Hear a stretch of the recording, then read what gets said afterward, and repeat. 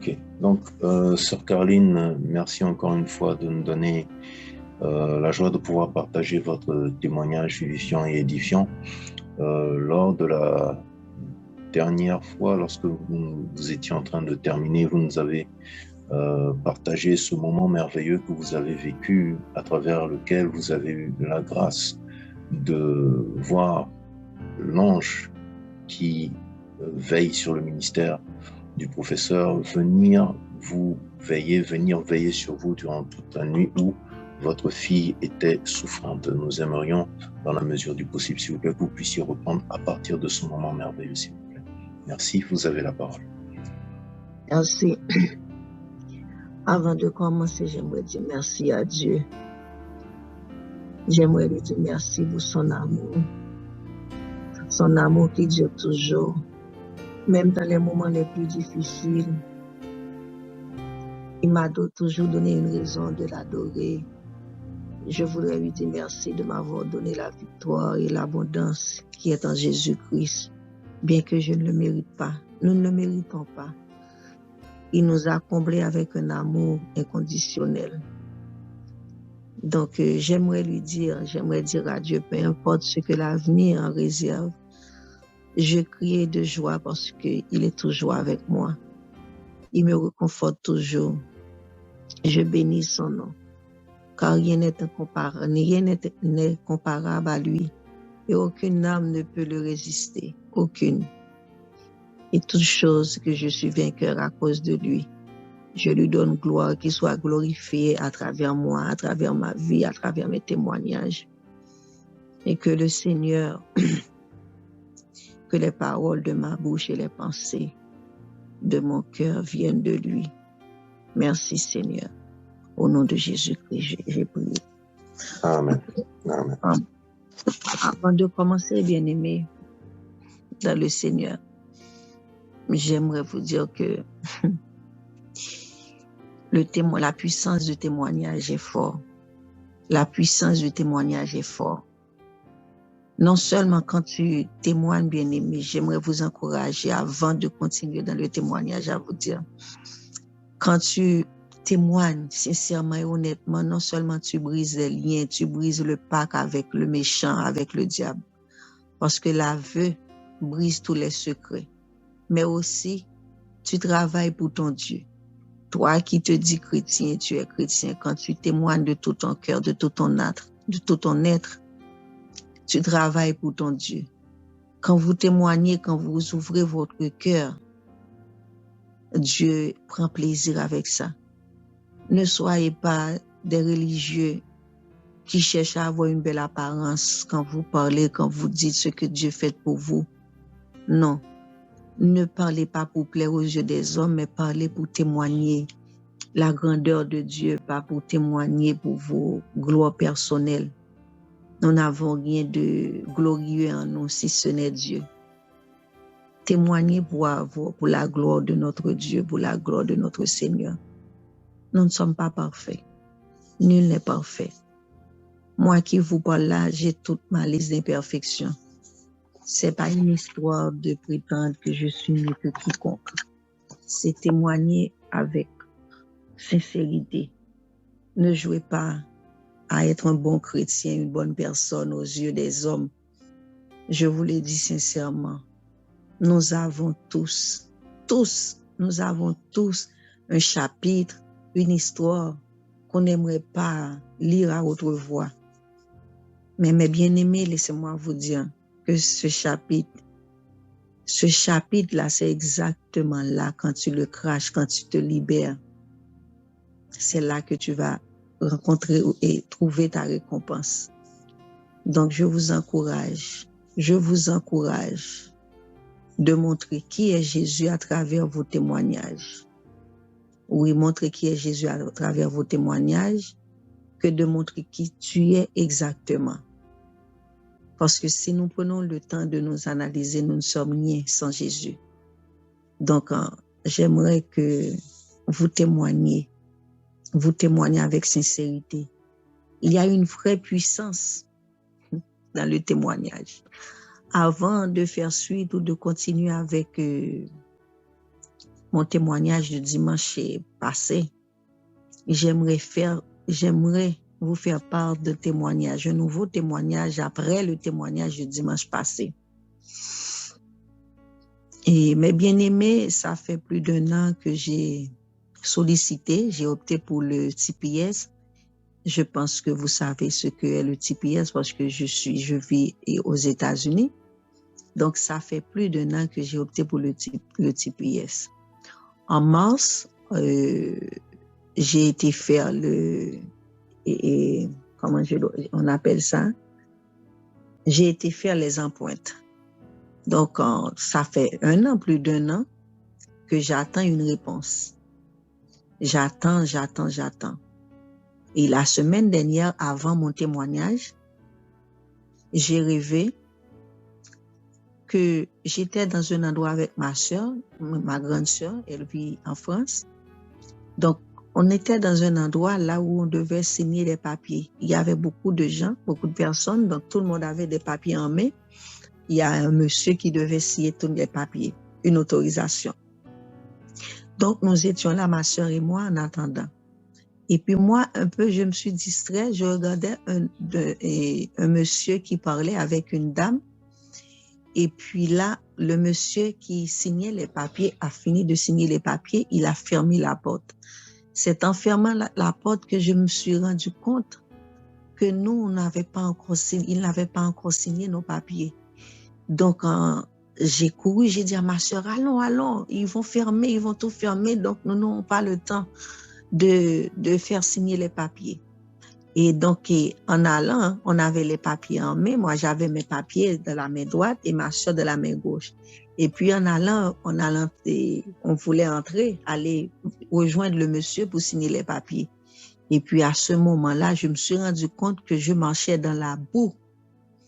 Une boue profonde, mes bien-aimés. C'était difficile d'y parvenir à la porte, mais j'ai lutté, mais je marchais dans cette boue pour aller signer le papier. On est arrivé, on est entré et je me suis réveillée. Donc, je me suis réveillée, cela veut dire on n'a pas eu le temps de signer le papier dans le rêve. Donc, je priais et puis le dimanche, j'ai témoigné. C'est pour cela, avant de commencer, je vous parlais de la puissance du témoignage. Parce que, après le témoignage, j'ai expliqué le rêve au professeur. Après le témoignage du dimanche, j'ai expliqué le rêve au professeur. Et puis, il m'a dit, ça c'est un problème, donc on va prier sur ça mardi prochain. Je lui ai dit, ok, d'accord. Ce même dimanche, mes bien-aimés, je vous le dis déjà 1 an depuis que j'ai sollicité pour le TPS. Ce même dimanche, mes bien-aimés, je pense qu'il était, parce que nous n'avons pas les mêmes heures. Frère Patrick, vous m'avez dit bonsoir, moi chez moi c'est bonjour parce qu'il est à peine midi. Donc ce même dimanche, le professeur, je pense qu'il était environ vers les 8 heures, si je me rappelle pas trop bien. Donc le professeur m'envoie un message pour me dire, Sœur Caroline, excusez-moi pour l'heure, mais j'ai un message pour vous et c'est positif, une bonne nouvelle. Donc, Dieu lui a montré qu'une femme et un homme, des esprits démoniaques, étaient assis sur mon dossier. Donc, c'est pour cela que tout ne marchait pas. Donc, je lui ai dit, d'accord. Donc, il me dit donc que on a déjà eu la victoire dans la vision. Donc, mardi, la prière qu'on va faire, c'est seulement dire merci et rendre gloire à Dieu. Donc, je lui ai dit, ok, d'accord, tout doit être à Dieu. Mardi matin, donc normalement on devait prier mardi à 2h. Mardi matin, mes bien-aimés, et vers les 10h du matin, l'avocat de mon dossier m'a appelé pour me dire, on a répondu à ton dossier, on a accepté à ton dossier. Donc, pour moi, ça, c'est là la puissance, le pouvoir du témoignage. Parce que ça fait 1 an que j'attendais une réponse. 1 an que j'attendais. Tout le monde a eu leur réponse sauf moi. Et voilà qu'après mon témoignage du dimanche, on m'a appelé pour me dire que mon dossier est accepté. Donc, je rends gloire à Dieu. Il est puissant, il est merveilleux. Merci. Amen. Bon. Juste pour expliquer à l'audience qui n'est pas très au courant, le TPS, c'est comme un statut de permis de résidence et de travail aux États-Unis. Voilà, merci. Vous avez la parole, Sakam. Merci, frère Patrick. Et donc, pour faire suite à mon témoignage du dimanche passé, et j'étais où, frère Patrick, dimanche passé? Oui, c'était dimanche passé. Oui, c'était dimanche passé. Oui, j'ai terminé où dimanche passé? Nous aimerions que vous repreniez à partir de l'ange de l'Éternel qui veillait sur vous et votre fils. Ok, oui, sur ma fille. Donc, comme je le disais, je priais ce jour-là. J'étais en jeûne et veille de nuit. Donc, pour chasser ce démon avec dans lequel j'avais cette relation, je devais, comme m'avait dit le professeur, je devais passer 7 jours dans le jeûne. Moi, j'ai décidé non seulement de jeûner et veiller aussi, parce que c'était très fort. Donc, ce jour-là, le professeur m'avait dit d'acheter une bouteille de l'huile d'olive et de la mettre au milieu de la chambre. Exactement vers les minuit, étant donné que j'étais en veille de nuit, mais je me suis endormie vers les minuit et demi. Et puis, un vent fort m'a réveillée. Très fort m'a réveillée. Et c'était la présence du démon qui entrait dans la chambre. Et puis, il y avait un vent qui cassait tout à la maison, mais c'était seulement chez moi. Il n'y avait pas de mauvais temps dehors. Donc, je me suis réveillée et puis, je commençais à prier avec mes 2 filles. Et puis, je ne me suis pas endormie, je me suis couchée. Et c'est là qu'est entré l'ange de l'Éternel avec le visage du professeur Patricio. Donc, lorsqu'il est entré, il a pris la bouteille de l'huile d'olive qu'il m'avait dit d'acheter là, et il a versé la bouteille et l'huile dans sa main et puis il m'a oint. Et puis comme je vous le dis, il m'a dit de oindre ma fille. Et c'est depuis ce jour-là que ma fille est guérie. Depuis ce jour-là. Donc, mais l'ange de l'Éternel, pour moi, c'était le professeur Patricio, que je n'ai jamais vu en personne. Donc, il est venu, il était environ vers les minuit et demi, minuit 40.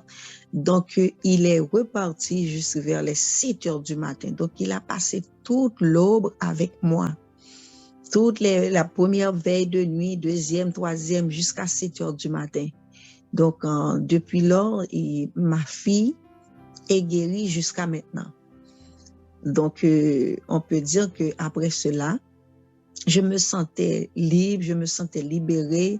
Donc, c'était le 7e jour du jeûne et du veille de nuit. Donc, tout était entré dans l'ordre. Lorsque je me suis réveillée le matin, quand je l'expliquais au professeur Patricio, et puis il m'a dit, ben, c'était pas moi, mais quand je lui expliquais exactement comment je l'ai vu en vision, c'était une vision, c'était pas un rêve. Il m'a dit exactement, c'est comme ça que je suis, physiquement je suis comme ça parce que je ne l'ai jamais vu, il n'a jamais posté de photos sur la page, donc tout ça. Donc, mais au fond, c'était pas moi, c'est l'ange de l'Éternel qui me protège, qui travaille avec moi, qui a pris mon aspect. Donc, mais pour moi, c'était lui. Donc, j'ai continué, on a prié ce jour-là, le lendemain, lorsque j'ai terminé de lui parler, donc tout est entré dans l'ordre. Donc, tout marchait très bien, j'allais à l'église, je priais, je continuais dans mes activités. Mes bien-aimés. Après, c'était toujours après 6 mois. Après 6 mois, le jeune homme est revenu. Non, avant de revenir, il m'a appelé au téléphone pour me dire, bon, je vais en voyage, je voulais te saluer, je sais que tu ne veux pas me parler, on te dit que je suis un démon, on te dit que je suis ici, mais quand il dit 11 et il parle du professeur, parce que, donc, il a commencé dans une bataille avec moi contre le professeur. Donc, on te dit que je suis un démon, que je suis mauvais, donc je vais en voyage. Mais ce que je sais qu'avant d'aller en voyage, toi et moi, nous devons nous marier. Je vais en voyage, je vais trouver des femmes blanches, des étrangers qui vont être follement amoureuses de moi. Je vais avoir une famille. Mais mon histoire avec toi n'a pas terminé parce que toi et moi, nous devons mourir ensemble. Donc ça, c'était au téléphone. Je ne le prêtais pas vraiment attention. Je voulais lui bloquer sur mon téléphone, sur ma page de Facebook, tout ça. Mais le professeur m'a dit non, si tu le bloques, tu lui montres que tu as peur de lui. Seulement laisse-lui comme ça et puis un jour, tu n'entendras plus parler de lui. Donc, j'ai laissé. Après 2 mois qu'il m'a appelé au téléphone pour me dire tout ça, il est entré à Saint-Domingue parce que je dois vous dire que je suis haïtienne, mais je vis vers Saint-Domingue depuis plutôt de 20 ans. Donc, Saint-Domingue, c'est la République dominicaine. Et puis, il est entré à Saint-Domingue. Lorsqu'il m'avait appelé, il était en Haïti, donc après 2 mois, il est entré à Saint-Domingue. Je ne sais pas comment, comme c'est tout comme la première fois qu'il a fait pour me trouver mon adresse, ma direction, tout ça. Un jour, il était vers les 3 heures du matin, mes bien-aimés, 3 heures du matin, quelqu'un a frappé à ma porte. Je ne savais pas également que ces heures-là étaient des heures importantes dans la vie de chrétien. 3 heures, 4 heures du matin. Donc, 3 heures du matin, il a frappé à ma porte. Quelqu'un a frappé à ma porte. Mais je n'attendais pas de visite et puis 3 heures du matin. Lorsque je suis allée voir, c'était lui. Mais bien aimé, mon cœur allait s'arrêter parce que j'ai eu peur, je ne savais pas que faire. J'ai eu peur. Oui, j'ai eu peur. Je ne savais si je devais ouvrir la porte ou si je devais le laisser dehors. Seulement, j'aimerais te voir. Mais ma fille, la plus petite, celle qui était malade, c'était ma faiblesse. Ma faiblesse comment? Parce qu'elle adorait ce type. Je ne sais pas pourquoi quelque chose l'attirait à lui. Mamie, elle est réveillée. Je lui ai dit, tu sais, vous savez qui est dehors? C'est un tel. Non, mamie, ouvre la porte, c'est tard, il est 3 heures du matin, peut-être qu'il a un problème. J'ai cédé, mais cette fois-ci, c'était pas par amour, c'était, je ne sais pas, par faiblesse pour ma fille. J'ai cédé. J'ai ouvert la porte. Alors, je suis venue, j'aimerais te parler, j'ai quelque chose à te dire, je dois à tout prix te parler. Mais c'était toujours comme ça. Quelque chose en moi, ma raison me disait non. Tu ne devais pas ouvrir la porte, tu ne devais pas le recevoir, mais c'était plus fort que moi. Donc, ce jour-là, il a passé la nuit chez moi, dans une chambre d'amis. Le lendemain, je lui ai dit, tu sais que tu dois partir. Non, Caroline, s'il te plaît, je ne peux pas. Il commence à pleurer. Ils sont tellement audacieux, ces gens-là. Les sorciers, les sorcières, elles pleurent toujours. Elles sont toujours des victimes. Oh, franchement, il commençait à pleurer. Je ne peux pas vivre sans toi. Ah, bon, tout ça, c'est pour vous dire, mes bien-aimés, je suis retombée dans la boue, dans cette histoire avec le jeune homme. Et ça va être pire, ça va être plus dur qu'avant. Donc, on a recommencé. Ce même jour, le lendemain qu'il a fait son apparition à la maison, on a recommencé. Là, j'ai décidé de ne plus dire un mot au professeur parce que je savais que c'était pas bon, c'était mauvais, c'était un péché, mais je ne pouvais pas m'en sortir. Et le pire, c'est que je cachais ça, je ne voulais plus, parce que je me disais, après tout ce qui vient de passer, tu es retourné avec lui, comment tu vas oser dire ça au professeur? Donc, j'ai décidé de garder le silence. On a retourné. Après 2 mois, je commençais à me sentir mal. Là, l'esprit qui était celui qui lui possédait était devenu plus méchant parce que c'était une dernière chance qu'il avait. Je ne savais pas s'il y avait une dernière chance pour me tuer ou pour m'emmener pour accomplir la mission qu'il avait pour moi. Donc là, il commençait à être violent. Mais à chaque fois qu'on a une discussion qu'il voulait me frapper, il a préféré frapper sa main, son poignet au mur. Il a dit, Caroline, laisse-moi, quitte-moi parce que je ne veux pas te faire du mal, je ne veux pas te tuer. À chaque fois qu'il y a une discussion, c'est comme ça. Et puis un jour, il m'a dit, tu sais, j'aimerais t'offrir une bague. J'ai dit, non, je ne peux pas me marier parce que je suis encore une femme mariée. Donc, comment je vais me marier avec toi si je suis une femme mariée, je ne suis pas encore divorcée. Il faut qu'on se marie, je dois partir. Et de là, sa mère m'appelle pour me dire, il va partir, mais moi, je vais faire tout mon mieux pour t'envoyer là-bas, pour le visiter. Il allait vivre en Argentine, il allait voyager pour t'envoyer, pour t'acheter le billet d'avion, pour que tu puisses le visiter à chaque seconde, à chaque fois. Parce que sa mère était solidaire avec moi et elle m'aimait. Pour moi, c'était ça. Mais c'était une mission qu'ils avaient pour moi. Donc, je me suis retombée malade. Mais là, c'était différent. Il n'y avait plus d'hémorragie, mais bien aimé, je ne pouvais pas marcher pour 2 minutes. À chaque fois que je marchais, j'avais le souffle en l'air. Je ne pouvais pas respirer. C'est comme si j'avais plus mes forces. Donc, parce que c'était sa dernière mission que je ne comprenais pas. De là, j'ai passé tous ces mois, je n'ai pas adressé un mot au professeur. Et puis un jour, il m'a conseillé, tu sais que tu dois aller voir un ougan. L'ougan, c'est ce qu'on appelle chez nous un féticheur, un marabout, tout ça. Ah, j'étais toujours chrétienne bien-aimée, j'allais toujours à l'église, j'occupais toujours mes places à l'église. Et puis, il m'a conseillé d'aller voir un ougan. Moi, j'étais tellement malade, j'ai accepté, j'ai trahi mon Dieu. Oui, je l'ai trahi. J'ai accepté d'aller voir le ougan. Mais comme chez nous en Haïti, il y a plus de ougans que là où je vivais en République dominicaine. Donc, j'ai décidé, je me suis dit, bon, je vais en Haïti. Parce qu'en Haïti, c'est là qu'habitent les ougans. Donc, j'ai décidé de faire ce voyage. Mais en me conseillant d'aller voir le ougan, lui, il ne veut pas m'accompagner. Il ne veut pas m'accompagner, il veut que j'aille toute seule.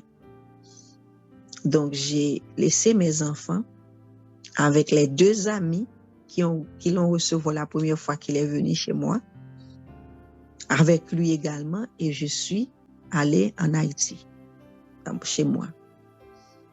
J'étais malade, je ne pouvais pas marcher, je ne pouvais pas respirer, j'avais tout le temps le souffle, c'était comme ça. Donc, en arrivant là-bas, je ne voulais rien dire à ma mère. J'ai appelé ma grande sœur, l'aînée de la famille, qui n'est pas chrétienne, qui ne croit pas en Dieu également. De mes 3 sœurs, je suis la seule chrétienne, je suis l'heureux, je suis l'élu de Dieu, je peux le dire. Donc, je l'ai appelée, je lui ai expliqué mon problème. Donc, elle me dit, on va voir. Donc, mes bien-aimés, tout étant chrétienne, baptisée, effectivement, je suis allée voir. Moi, je le vous dis là maintenant, j'ai envie de pleurer parce que je me sens, en causant là que j'étais hypocrite.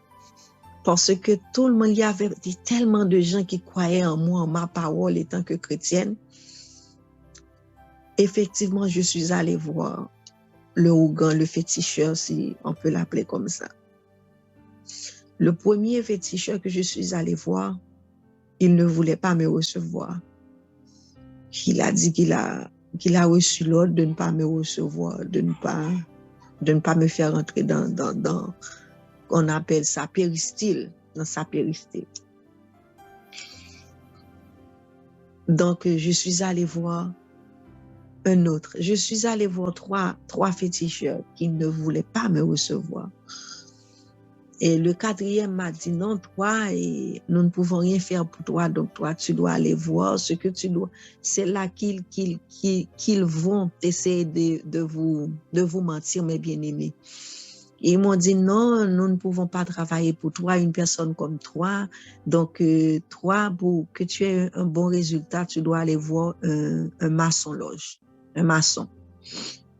Parce que les maçons, ils prient, ils utilisent la Bible. Donc, toi, tu ne peux pas, on ne peut rien faire pour toi. Donc, effectivement, bien aimé, je suis allée voir le maçon. Or, il a dit, puisque tu es, waouh, jusqu'à maintenant, c'est une honte pour moi, mais je dois parler, je dois l'avouer, je dois cracher ce secret. Il m'a dit, puisque tu es chrétienne, je vais travailler pour toi en tant que chrétienne. Donc, on va travailler avec la Bible. Il a tracé un signe kabbalistique, tout ça. Vous qui êtes ex-maçon sur la ligne, parce que nous avons tous un passé noir, vous pouvez savoir ce que c'est. Il a tracé un signe kabbalistique, tout ça. Il m'a mis tout nu dans le cercle. M'a baigné avec des choses, il m'a fait réciter des psaumes. Ma grande sœur était là parce que moi, je ne savais rien de tout ça. Et normalement, je devais dormir ce jour-là et dans le loge, parce que le lendemain matin, de très tôt, à l'aube, avant le soleil levant, je devais aller au cimetière. Je devais aller au cimetière. Ah, mes bien-aimés. Effectivement, je me suis dormi dans le loge avec ma sœur. Et le lendemain, non seulement je devais aller au cimetière, j'avais, je ne sais pas comment on dit ça en français, un cuit. C'est quelque chose qu'on fait avec le bois.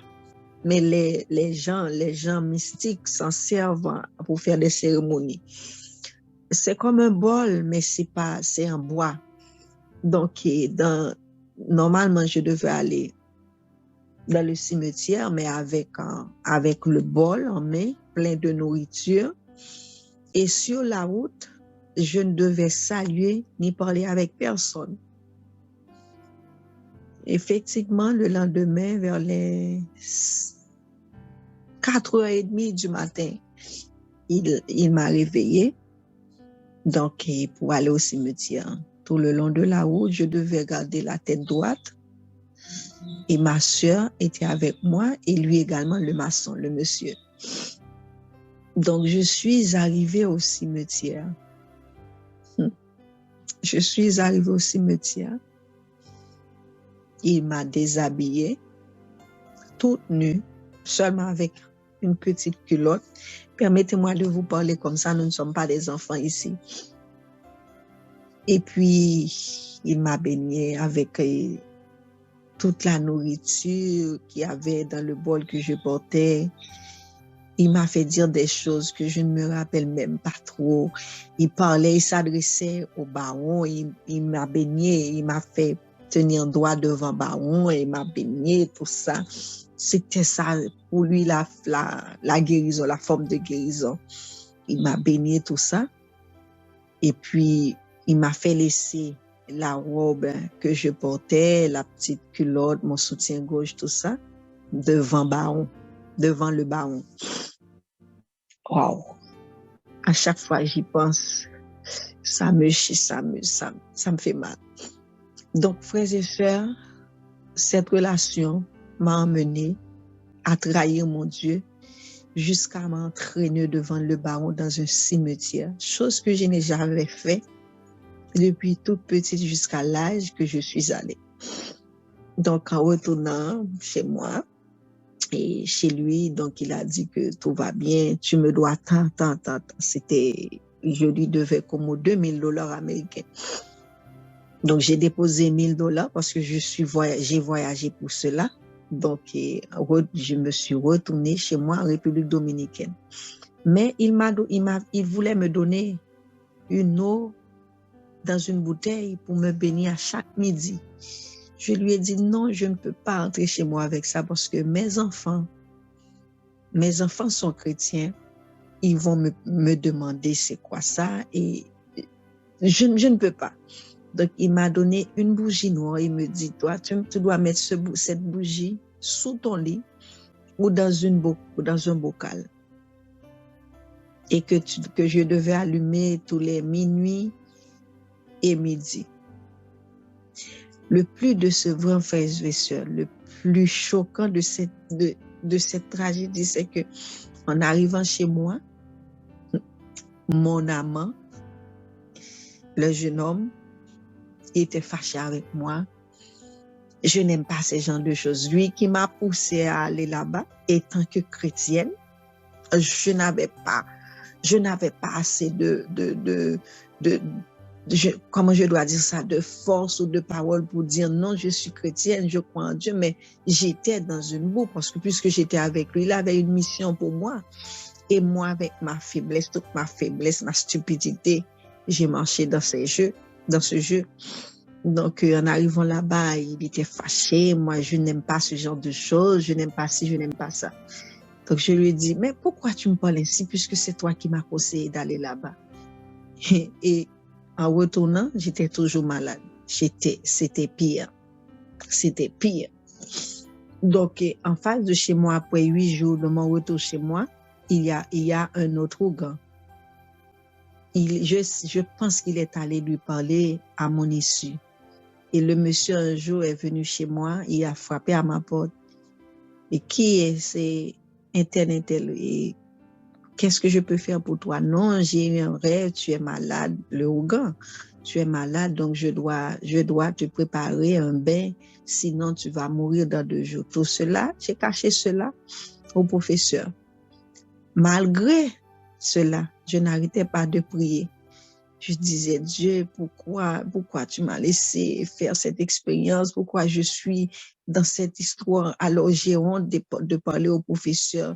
J'ai honte de lui dire ce qui s'est passé exactement. Je ne peux pas, comment étant chrétienne, je vais appeler un guide spirituel pour lui dire, j'ai été voir un féticheur, on m'a baigné au cimetière, tout ça. Une deuxième fois, mes bien-aimés, je suis allée voir le Ougan qui vivait en face de chez moi. Il m'a encore béni. Mais là, c'était chez lui, c'est pas au cimetière. 2 fois. C'était, oh, si vous voyez ce monsieur qui me touchait, enfin, c'est dur, c'est vraiment dur. Donc, je me suis retournée chez moi. Je continuais à me sentir mal. Il n'y avait pas de solution.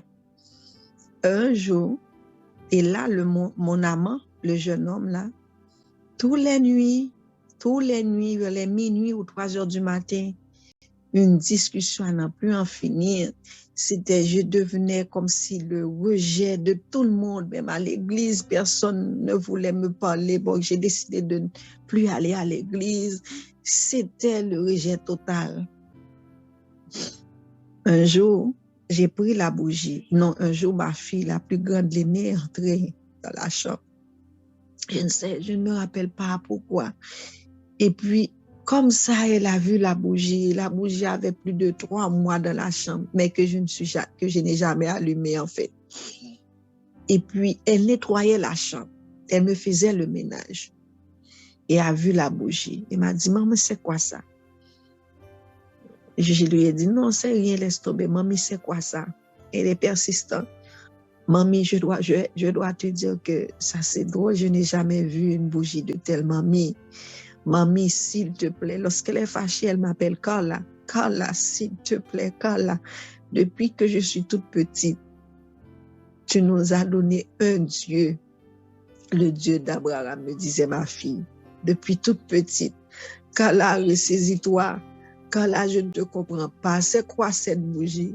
Mamie, laisse tomber tout ça.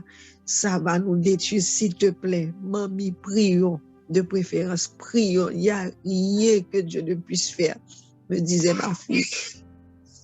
Tu m'as déjà donné un Dieu, je ne vais pas servir d'autres dieux, m'a dit ma fille.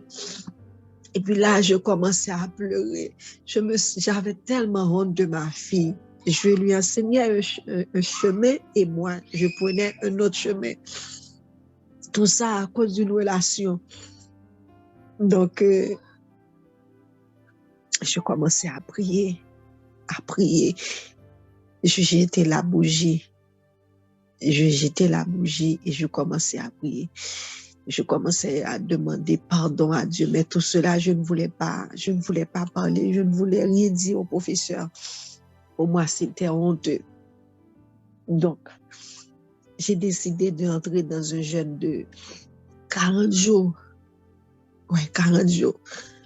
J'ai même dit, s'il faut que je meure, je dois mourir sur mon sac, en jeûnant, en priant. Parce que là, je suis allée trop loin. Et j'ai commencé à prier, j'ai eu des rêves.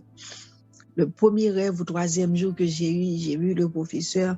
Je luttais avec des gens. C'était une foule immense dans le rêve. Une foule immense, je luttais. Et puis le professeur est venu en sursaut pour m'aider à lutter. Il commençait, et puis il a arrêté. Je lui ai dit, non, mais la foule est grande, continue à nous défendre. Il me dit, non, cette bataille, tu dois la faire toute seule. Je suis là pour t'assister, mais tu dois la faire toute seule. Là, mais je n'ai pas appelé le professeur pour lui expliquer le rêve, parce que pour lui expliquer le rêve, je devais tout lui expliquer que je me suis... Mais il savait que j'avais recommencé avec lui. Il le savait. Il a gardé son silence également. C'était bien pour moi qu'il a gardé son silence parce que je ne savais comment. Parce que moi, de ma nature, quand je ne parle pas, mais quand je parle. Si je commençais à parler au professeur, je savais que j'allais lui dire voilà ce que j'ai fait, ce que je fais. Donc, j'ai décidé de garder le silence. Donc, je continuais dans mon jeûne. Mais bien aimé, j'étais tellement maigre. J'étais méconnaissable parce que je ne mangeais pas, seulement je priais. C'était la vie ou la mort parce que j'étais allée trop loin. Donc, après 7 jours, mon jeune amant a voyagé. Donc, c'était encore mieux pour moi parce que je devais continuer à prier. Donc, j'ai prié, j'ai insisté, j'ai lamenté. Et puis, avec ma fille aînée. Donc, je commençais à me sentir mieux. Au bout de 40 jours de jeûne, je me suis remis.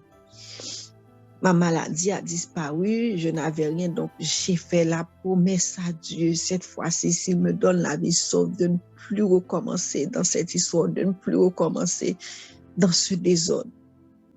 Donc, quand Dieu m'a écouté, il a écouté ma prière, il m'a fait grâce. Il m'a rétabli. Il m'a rétabli physiquement, il m'a rétabli spirituellement. Et mentalement, socialement également, parce que je n'avais plus d'amis.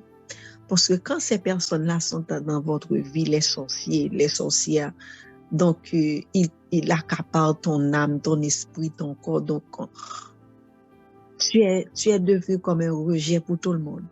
Donc, Dieu m'a rétabli socialement, physiquement et spirituellement. Donc là, je commençais à aller à l'église. Mais je voulais témoigner. Mais chez moi, à l'église, là où nous sommes, lorsqu'on témoigne, les gens nous critiquent. C'est là que Satan travaille. Il bloque nos témoignages parce qu'on a peur du critique, on a peur de dévoiler cette voile qui nous fait sembler à des gens de bien, des gens honnêtes, tout ça. Donc, je n'ai toujours rien dit au professeur. Même après le rétablissement, je n'ai rien dit, je continuais ma vie. Et puis un jour, dans le groupe spiritualité chrétienne, le professeur parlait un samedi aveux, il parlait des aveux. Voilà ce qui arrive quand on fait des aveux, tout ça. Moi, j'ai vécu, j'ai passé tout le temps avec ça sur le cœur. Comment je vais parler ça avec quelqu'un, sachant que je suis chrétienne, baptisée. Donc, un jour, j'ai décidé, après une prière, j'ai dit non, je vais faire les aveux. Je dois faire les aveux. Et puis, j'ai écrit au professeur Patricio, je lui ai dit, je suis prêt, je veux faire des aveux. Et c'est là que j'ai expliqué au professeur Patricio, oui, j'ai été voir un marabout, j'ai été faire ci, faire ça, tout ça. Et il me dit, OK, d'accord, il a écouté tous mes aveux, mais il attendait que le Seigneur, le Dieu que nous servons, lui fasse signe que si je dois recevoir le pardon ou sa miséricorde. Et puis, je pense qu'après, je pense qu'après 3 ou 4 jours, il a répondu, donc le Seigneur a dit oui, donc nous allons prier pour toi. Et c'est comme ça que lui et Frère Patrick, je pense que tu te rappelles de ça, Frère Patrick, c'est là que j'ai commencé à avoir la prière de délivrance, tout ça. Donc, pour me libérer pour moi, c'est une saleté, c'est la plus grande saleté de ma vie. Étant chrétienne, servir un Dieu, parler pour ce Dieu et aller me baigner toute nue devant un baron, tout ça. Oh, mais je dis grâce à Dieu, je rends gloire à Dieu, je suis délivrée. Je pense que c'est la fin de ce témoignage de mon jeune sorcier. Que Dieu vous bénisse. Dieu vous bénisse. Merci encore une fois, bien-aimée sœur, pour ce témoignage très, très édifiant et très poignant. Nous vous remercions pour le courage que vous avez eu de le partager avec nous tous. Nous ne sommes pas là pour vous critiquer, au contraire, nous sommes là pour vous encourager, et l'encouragement que je veux partager avec vous, comme je l'ai dit la dernière fois, ma sœur, c'est que tant que, et cela va pour tous les êtres humains qui vont nous écouter, et particulièrement pour tous les chrétiens qui pensent qu'à cause de leur parcours, qu'à cause des choses qu'ils ont faites dans leur vie, ils n'ont pas droit au pardon de celui qui les a créés. Ils n'ont pas le droit de se présenter devant celui qui est mort pour eux sur la croix, qui a versé son sang afin qu'eux puissent recevoir un jour le pardon. Sachez que Jésus-Christ de Nazareth lui-même le dit, qu'il est venu pour les pécheurs, qu'il est venu pour les rejeter, il est venu pour les brebis perdues. Il est venu pour ceux qui se condamnent, il est venu pour ceux qui reçoivent des coups, il est venu pour ceux qui se perdent. Rien ni personne n'est parfait, et rien ne dit que nous ne tomberons pas encore un jour. Mais à mesure que nous prenons conscience, et ça c'est le mot le plus important pour toute la foi chrétienne, conscience que notre Dieu peut nous pardonner. Tant que nous avons encore ce souffle de vie, nous ne devons pas traîner, nous ne devons pas attendre. Et je vous le répète, sœur Caroline, il n'a pas fini. Il n'a pas dit le dernier mot. Il n'a pas fini avec vous. Il n'a pas fini. Et je voulais aussi partager, le professeur pourra développer cela peut-être un jour dans un enseignement. Quand vous êtes confronté à ce genre de personnes, vous ne vous rendez pas compte de certaines choses qu'ils font dans le physique pour affaiblir votre conscience de Dieu. Parce que la parole dit que le voleur vient pour dérober, égorger et détruire. Votre conscience chrétienne est la première chose que tous les agents de l'occultisme, tous les agents du diable attaquent. Ils l'attaquent de façon à ce que vous ne voyez pas cela venir. Il y a des pratiques hypnotiques. Vous mangez ou buvez dans la même assiette, vous buvez ou mangez quelque chose qui va affaiblir votre personnalité. Vos principes vont descendre parce que vous êtes au départ psychologiquement faible. Dans votre histoire, vous étiez marié à un homme que vous n'aviez plus vu depuis plus de 2 ans. Et j'adresse maintenant, à partir de cela, j'adresse ce message aux hommes, à tous les hommes chrétiens qui laissent leur épouse dans des situations pareilles. Vous êtes responsables de ce qui arrive spirituellement et physiquement à cette femme que vous abandonnez. Je le répète pour que vous entendiez, que vous écoutiez bien. Je dis, quand vous vous mariez avec quelqu'un, vous devenez un même corps. Vous êtes responsables les uns des autres. Si vous êtes défaillant de votre engagement envers vos épouses, vous êtes co-responsable de ce qui leur arrive. Parce que si Jésus-Christ de Nazareth dit deux valent mieux qu'un, lorsque l'un tombe, l'autre le relève, si vous n'êtes pas là pour relever l'autre, c'est que vous l'avez aidé à tomber. Vous l'avez aidé à tomber. Et ça ouvre des portes à toutes les formes d'attaque et de possession pas possibles. Je rends grâce à Dieu pour votre vie. Nous rendons grâce à Dieu pour votre vie. Merci de ce que vous avez partagé ce témoignage avec nous. Merci, Sœur Caroline. Et prenez courage et persévérez. Dans la première partie de votre témoignage, l'un des summums de la manifestation de la miséricorde divine pour vous, c'était qu'un ange de l'Éternel soit venu physiquement présent dans votre maison pour veiller sur vous et votre fille qui était souffrante. Et dans cette deuxième partie, l'un des points summums que vous avez partagé avec nous, c'est cette capacité dans laquelle, au bout de 40 jours de jeûne, une maladie qui était censée vous emporter à cause d'une condamnation a complètement disparu. A complètement disparu. Je rends grâce à Dieu de ce que la honte fait partie du processus de la conscience. Cette honte ne vous diminue en rien. Cette honte ne vous diminue en rien, mais appuyez-vous sur cette honte aussi pour éviter de tomber encore. Parce que si le Seigneur des Seigneurs dit que notre ennemi, le diable, rôde, cherchant qui dévorer, ça ne veut pas dire que nous sommes à l'abri. Ça veut dire que nous devons veiller. Ça veut dire que nous devons veiller. Beaucoup de chrétiens entrent dans la chrétienté sans connaître les bases dont parlait le professeur hier, sans connaître les fondements et les remparts. Beaucoup servent sans connaître les fondements de leur appel, les protocoles de leur appel. Et lorsqu'ils tombent, la seule chose qui leur reste est cette honte d'être tombé une fois pour ne plus avoir à tomber une seconde fois. Appuyez-vous sur cela. Ne vous en servez pas pour vous condamner, mais servez-vous-en pour refuser, pour avoir des remords, pour ne plus tomber. L'Éternel qui est miséricordieux, qui nous a suscité un Messie qui, sur le chemin de la mort, est tombé 3 fois, mais s'est relevé. Il dit, le juste tombe 7 fois, mais l'Éternel le relève 7 fois. 7 fois. Que Dieu vous bénisse, ma sœur. Amen. Il y aura d'autres témoignages, frère Patrick, d'autres témoignages.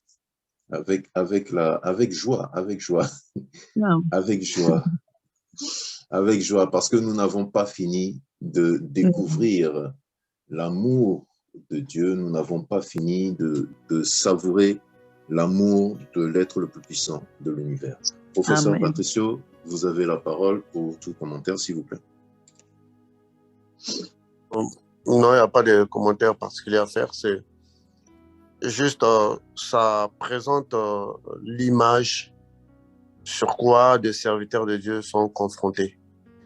Et généralement, lorsque nous, les serviteurs de Dieu, nous sommes jugés par rapport aux travaux spirituels que nous faisons à d'autres personnes. Mais le monde ne voit pas que ces personnes-là, ils ont des choses qu'ils ont retenues en eux. Ils voient juste que tel serviteur de Dieu avait prié pour elle, pour lui, ça n'avait pas marché, ou bien il n'y avait pas eu la solution, ou bien la personne a fait encore une rechute après avoir prié pour cette personne. Or, par le témoignage de la sœur Caroline, nous voyons que beaucoup de rechutes sont créées par les individus eux-mêmes. Et par le témoignage de la sœur Caroline, nous voyons également que ce n'est pas au serviteur de Dieu de tout faire, c'est à la personne de se prendre en charge et de prendre les consignes surtout au sérieux. Donc, ce n'est pas un travail facile. Et aujourd'hui, si elle peut se permettre de témoigner ça, de dire ça, c'est justement, comme on dit, faire une lumière sur des choses. Parce que la Bible nous dit, la Bible est claire. Vous l'avez vaincu à cause des paroles de vos témoignages.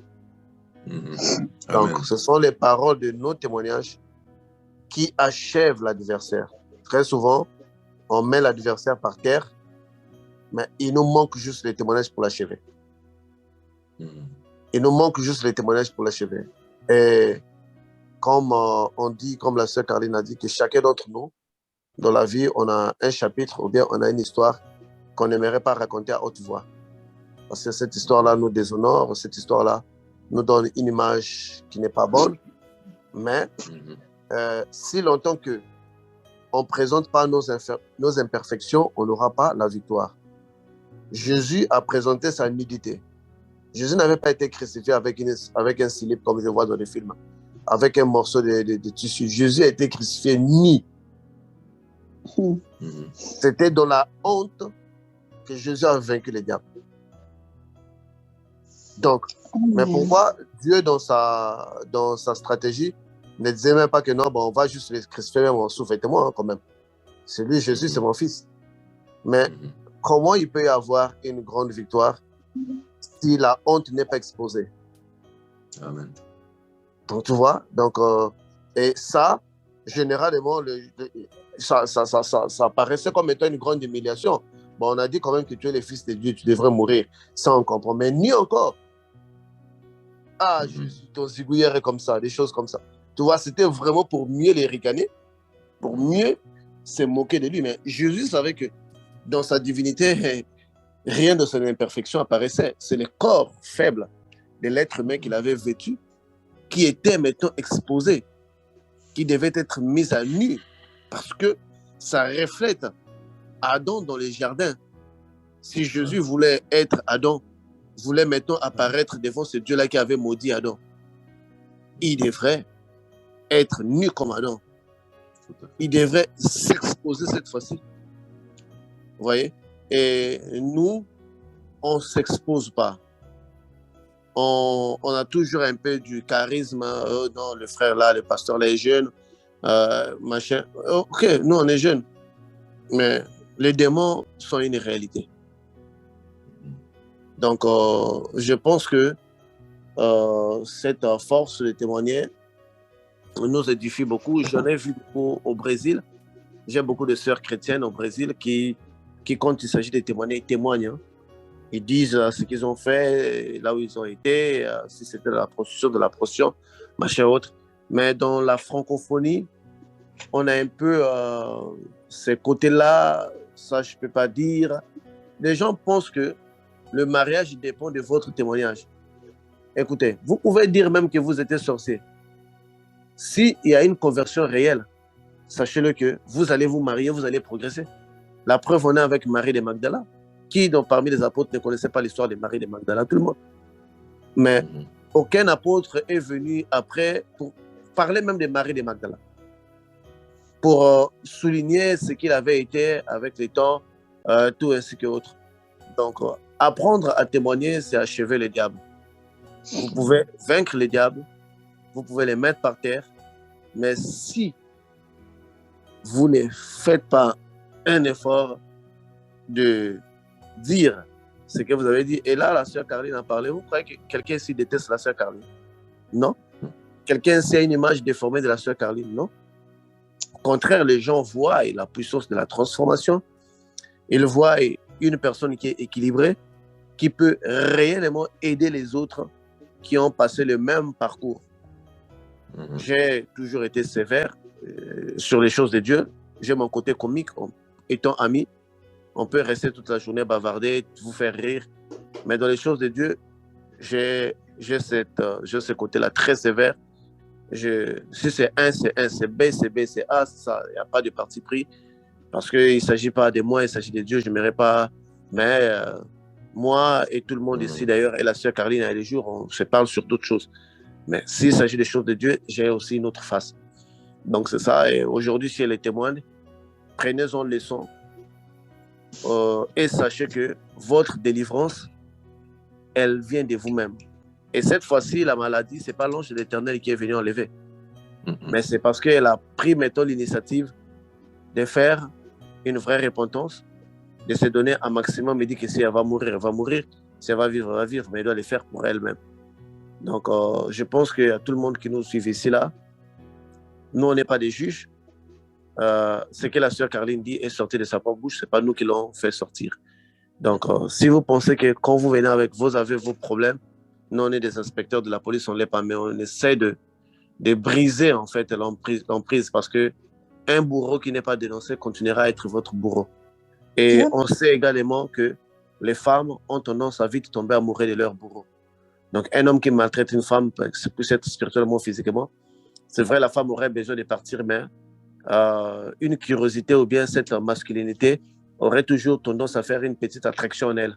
Voilà pourquoi plusieurs femmes se retrouvent dans des loges, plusieurs femmes continuent d'aimer des sorciers, plusieurs femmes continuent d'être avec des hommes qui savent qu'ils devraient même les tuer.